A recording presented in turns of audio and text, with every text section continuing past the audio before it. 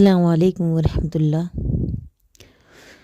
اے بنت حوا، آج میں تجھ کو خطاب کر رہی ہوں، ہوش میں آ، خدا را رب کو راضی کر۔ آج تو کدھر چل رہی ہے؟ آج تیرے اخلاق کس طرف جا رہے ہیں؟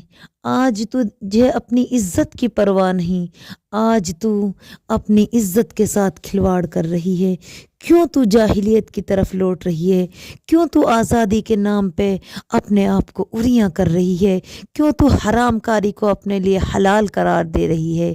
ہوش میں آؤ میری بہنوں، ہوش میں آؤ، خدا را اپنے رب سے ڈرو۔ یاد کرو اس دور کو جب تمہاری کوئی ویلو نہ تھی، تمہاری کوئی قدر و قیمت نہ تھی، تمہیں زندہ درگور کر دیا جاتا تھا، عورت کا نام زہر لگتا تھا، لوگ عورت کو ناپاک چیز سمجھتے تھے۔ پھر اللہ تعالیٰ نے تمہارے لیے اعلان کیا کہ اگر عورت ماں کے روپ میں ہے تو اس کے پیروں کے تلے جنت ہے، اگر بیٹی ہے تو باپ کے لیے رحمت ہے، اگر بہن ہے تو بھائی کے لیے شفقت ہے، اگر بیوی ہے تو اس سے گھر جنت ہے۔ لیکن آج تو نے یہ سب چیزیں اپنے ہاتھوں سے اجاڑ دی۔ یاد کر اس وقت کو جب تجھے زندہ درگور کیا گیا، جب تیرا وجود ناپاک سمجھا گیا، لوگ تیری عزت کے ساتھ کھلواڑ کرتے تھے، تجھ سے شادی بیاہ کرنا کوئی پسند نہیں کرتا تھا، کوئی تم کو اپنا باپ کہنا پسند نہیں کرتا تھا، لیکن نبی پاک نے تم کو وہ مقام دلایا جس کی تو سوچ بھی نہیں سکتی تھی۔ میری ماں اور بہنوں، اللہ کے نبی نے تو یہاں تک کہہ دیا کہ عورت کا مقام معاشرے کے اندر جسم میں ریڑھ کی ہڈی کی طرح ہے۔ اگر عورتیں ٹھیک ہیں تو معاشرہ ٹھیک رہے گا، اگر عورتوں میں بگاڑ آ گیا، اگر عورتوں میں کجی آ گئی تو پھر پورا معاشرہ ٹیڑھا ہو جائے گا۔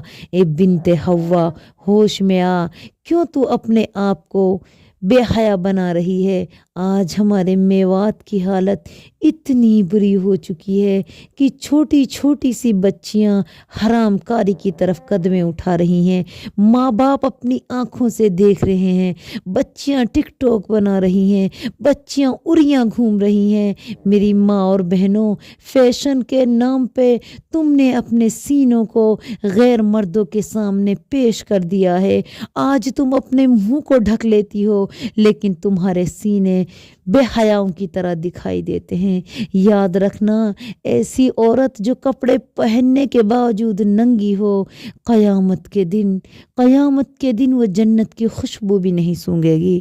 خدا را ہوش میں آؤ میرے بھائیوں، تم اپنی عورتوں کو سمجھاؤ، تم کیا کر رہے ہو، تم کدھر جا رہے ہو؟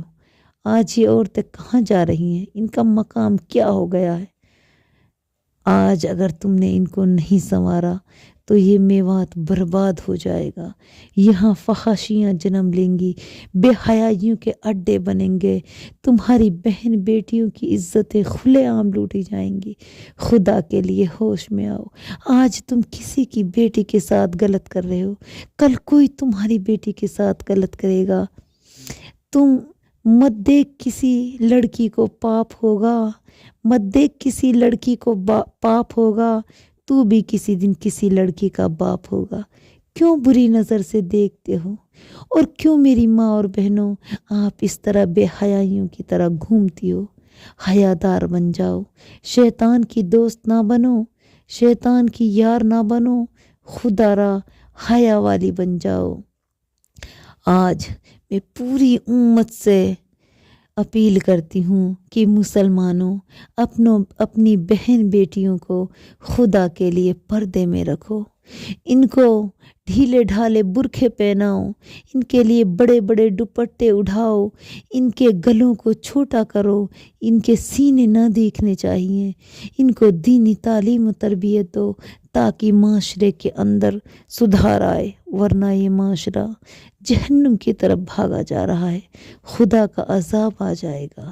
خدا را ہوش میں آؤ۔ مسلمان بہنوں اور بھائیوں، اللہ کو راضی کرو۔ میں کن الفاظ میں سمجھاؤں، میرے پاس الفاظ نہیں ہیں، میں کیسے بتلاؤں تمہیں کہ تم کہاں جا رہے ہو؟ تم کو ڈر نہیں لگتا؟ ایک دن مرنا ہے، رب کے پاس جانا ہے، رب کے یہاں حاضری دینی ہے۔ قبر میں جاؤ گے، کیا منہ دکھاؤ گے؟ کیا برداشت کر لو گے سانپ بچھوؤں کو؟ کیا ڈر نہیں لگتا آپ کو؟ کیا جہنم کی آگ سے آپ کو دہشت نہیں آتی؟